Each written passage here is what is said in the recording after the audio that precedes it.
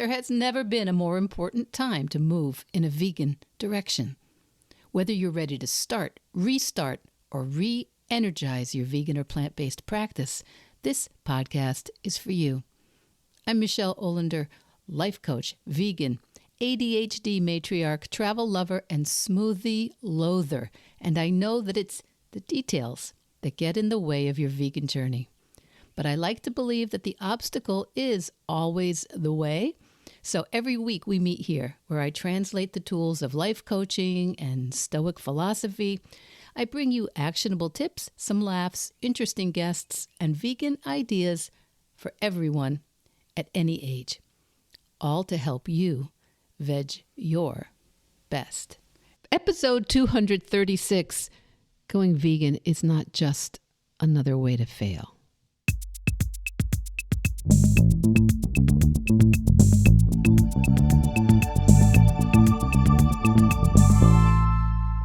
Welcome back, my Veg Bestie. Welcome back. This week's episode comes from a conversation I wasn't really in. I kind of horned my way into it, kind of shoehorned my way into it. But first, I just want to say, if you're not plant-based, if you're not vegan, and you listen to this podcast, I really want to thank you because I love that. And it's one of the things I'm most proud of with this podcast is that somehow or another, I hear from many of you, my Veg Besties, I hear from many of you, and you are not 100% in, and you still listen. I really, really love that. You know, I listened to a lot of plant-based podcasts before I really became vegan, and then after I became vegan, I realized that there was, well, not to toot my own horn, but there was no other podcaster, vegan podcaster quite like me out there. Someone who didn't become vegan until her 50s. And I hear from some of you that right now, you aren't seriously considering moving in a fully vegan direction, but that you use the ideas here from Veg Your Best and some of the inspiration from our great guests in other aspects of your life. And that is fabulous because really, really, really, really, really, really how you go vegan is just how you do anything. It's how you do everything. And I hear from you that you are using these ideas of coaching and thought work, and you're using them in your careers, in your relationships, in other areas of self-development, and it makes me so happy. And I think maybe for some of you who aren't really fully leaning into plant-based or vegan right now, and you still listen here almost every week, I think maybe this week's episode is going to really relate specifically to some of you. And then for those of you who are vegan, and there are a lot of you, or you practice a plant-based lifestyle, but maybe you're struggling a little with some of the other people. You know who they are. The other people in your lives who are dabbling and not really getting on board with you being vegan, or even not really getting on board with their own vegan or plant-based commitments. I think there's going to be something for you here this week too. You know, as I said at the top, I was next to a conversation. It wasn't really my conversation. And someone was talking to my friend about a project, kind of a big project, a stretch goal for her. And she was saying she wasn't making much progress on it. And I kind of butted in and I said, I can relate. Is that butting in? I said, amen, I can relate.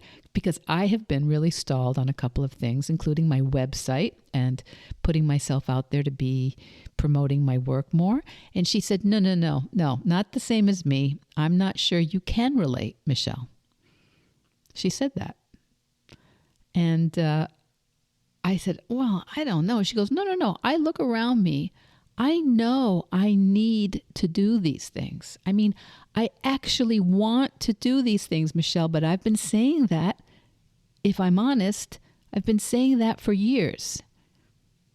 And I do it for a while. I get started. I buy what I think I need. I download a course. I subscribe to a YouTube channel about it. I assemble what's necessary. I spend money, and then I don't follow through. And I said, but we all do that. Really, we all drop the ball. We all neglect to follow through on things. And if you're listening to this podcast and you think that going plant-based or vegetarian or vegan is just one more way you're going to fail, I want you to know that it's not because there's anything wrong with you. We all feel that about so many things. There's nothing wrong with that feeling, and it doesn't mean you're going to fail. We need to interrogate. What's that? What does that even mean, I'm going to fail? You're not in any way different from any other fabulous, high-functioning person out there who has also gone through that same stage. I promise you. Those struggles you feel, those struggles are not an indication of anything being wrong with you or your goal.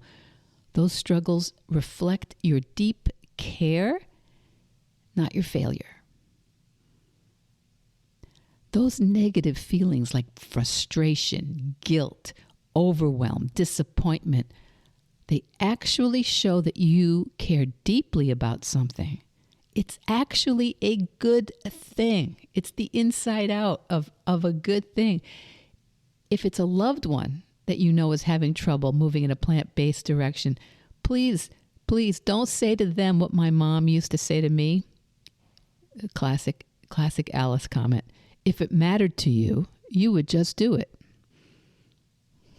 Classic mom comment. And it's not that there's no truth to it, but there are some other things that also matter. That's why it's not happening. And when we're overwhelmed, when we don't trust ourselves with the new choices and the skills and the conversations and all the other things that matter, it's feeling like we're failing at another thing. People who want to stop eating animals, they feel these emotions because they value compassion, they value sustainability and health, and they are interpreting their struggles sometimes as proof that they can't do it, that they're not suited to it.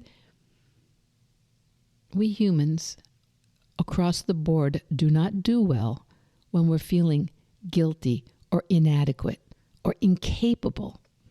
So what do? We just shut down.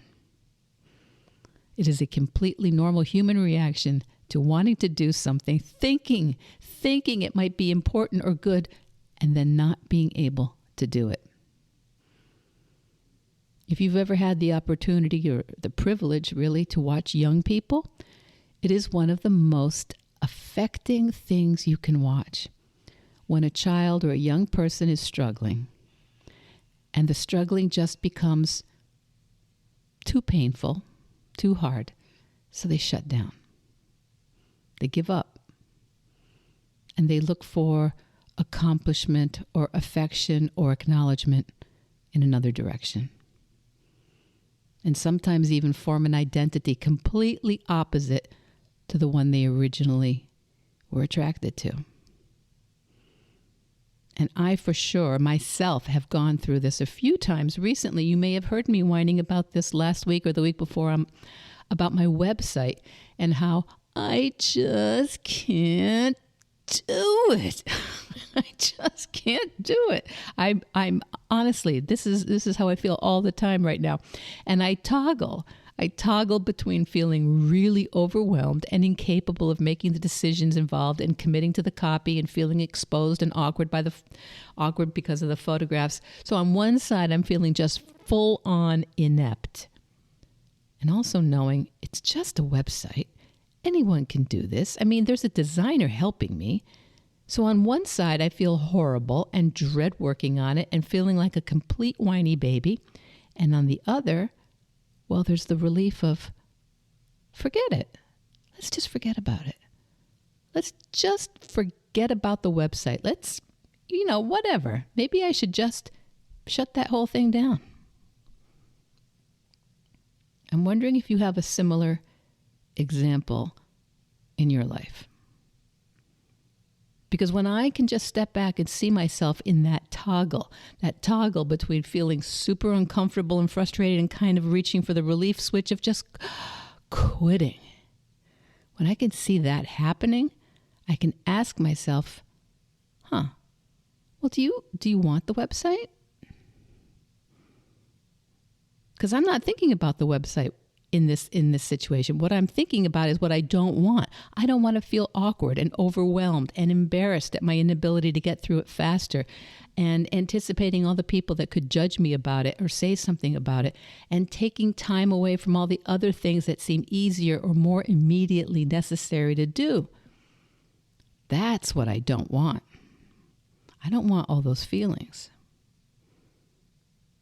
But those negative feelings, the reaction of wanting to just shut it down, shut it off, be done with it, that's actually just an indication that I actually do want it. I actually do want a functioning, clear, finished website. And maybe I just need to ask for more help. And maybe I just need to be a little more compassionate with myself, and maybe break it down into smaller chunks, which seems a little embarrassing to say, but maybe that's what I need. Smaller chunks, easier decisions, instead of just reaching for the nuclear option and throwing the proverbial baby out with the bathwater.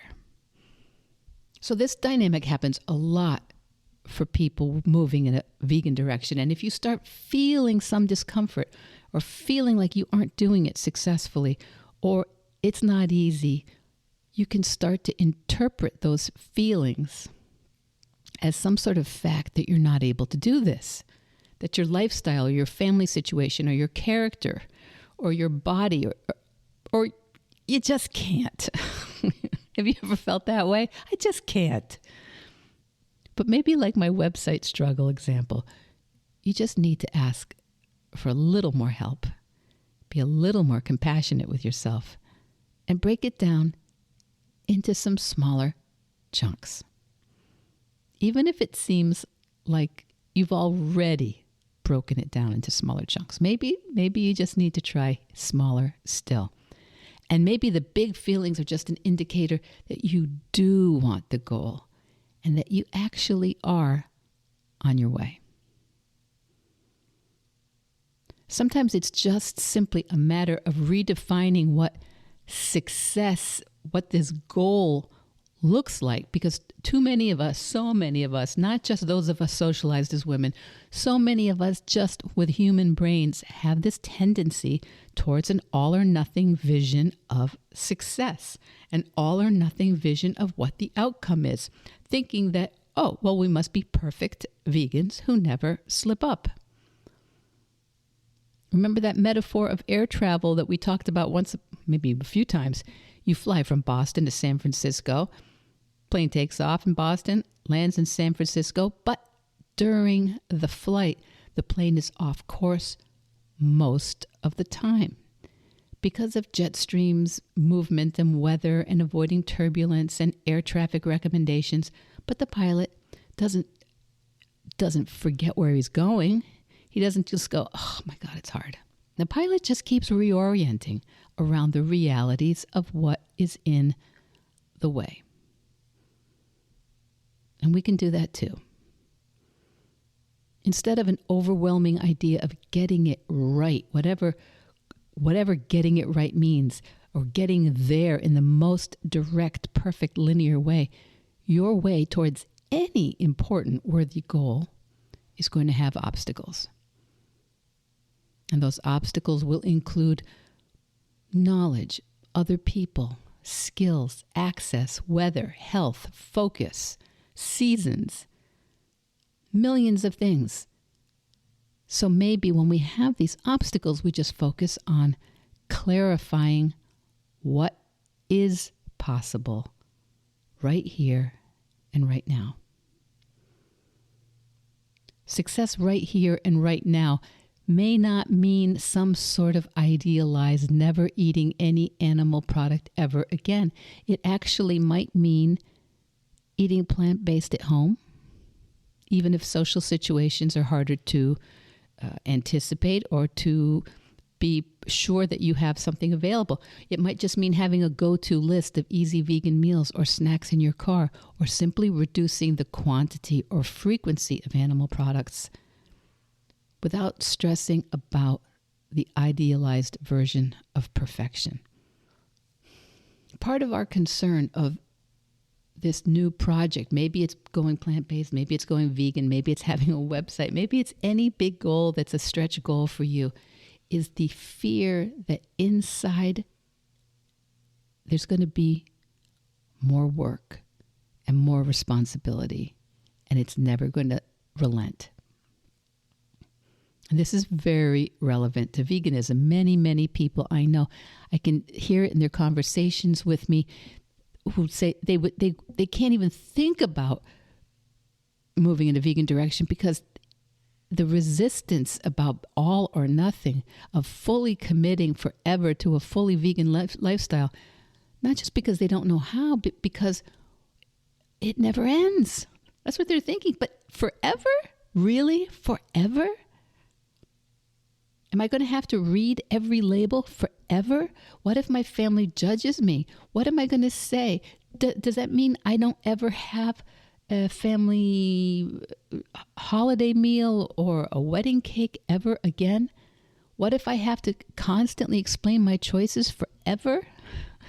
I mean, when I think about forever about most things, I'm not excited.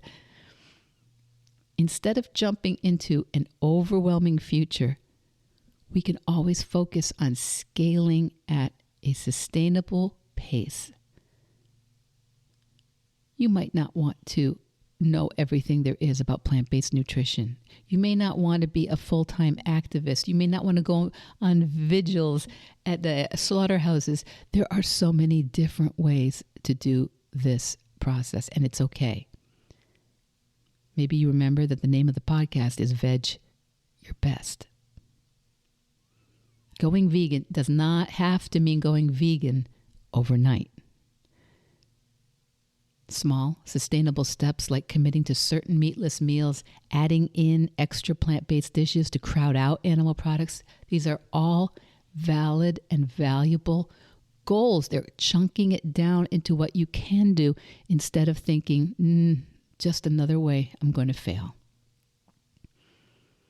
Because what we're looking for here is the feeling of freedom, of feeling happy with your choices, not feeling restricted, not feeling judged, not feeling inept or incapable. You may fear that actually making progress in a new goal is going to mean more work for on. And sometimes people feel like being vegan means being trapped, never enjoying those meals, always saying no, always being the difficult one. But in reality, getting clear on your choices, having some support, chunking down that process into smaller pieces, it does actually free us from daily decision fatigue, from that cycle of self-judgment. And there's so many different ways to do it. For some people, it's knowing what their go-to plant-based meals are so they don't have to panic at every dinner. For some people, it's having an answer ready in social situations so they don't have to stress. They know people will have comments. For some people, they need to focus on what their personal version of vegan or plant-based success is for them right this minute so they can just relax and get better at the things that they're learning right now. For you, maybe it's one plant-based meal that you love. Maybe it's one response you can use when asked something. Maybe it's one alternative you can make or buy. Clarity makes all of it simpler. So if going vegan, if eating a whole food plant-based diet, if doing your website over, if it all feels like one more way you're going to fail, don't just rush by that feeling. Take a pause. And if someone you love keeps starting and stopping or procrastinating and it's driving you crazy, it's worth asking, are they maybe just expecting too much of themselves all at once? Is this just that human tendency we all have towards perfectionist thinking? Are they trying to change too many things at the same time? Do they need a little clarity, a little help with making some clarity on what really matters right now? And do they need someone else to maybe volunteer to make a couple of the decisions? My Vedge Bestie, you don't need to prove anything to me or anyone. Everyone is dealing with a lot right now, a lot. Whatever our goals or ideals, some of us will be having a harder time making progress than others. And when that happens, there is a tendency to just give up or punt it or blame someone. I love that one. Or blame someone or something. You're not failing, though. You're not failing if you can just take a step. In fact, you can't really fail at something that's not even a test. Did you know it's not a pass-fail exam? Did you know that, like most important things, a vegan journey, a plant-based diet, it's just a practice. It's just a series of choices you learn how to make, and you learn how to align with your values, your goals, and your reality. Every single step you take counts, no matter how small, and the more steps you take, you get better. The more steps you take, the better you get. Veganism is not a new way I have for you to fail at something. It isn't. There are no perfect vegans. There is not a perfect diet. There's not even a perfect website out there for me. And we want to build a tent big enough so people can feel safe enough to join us, to join you as you veg your best.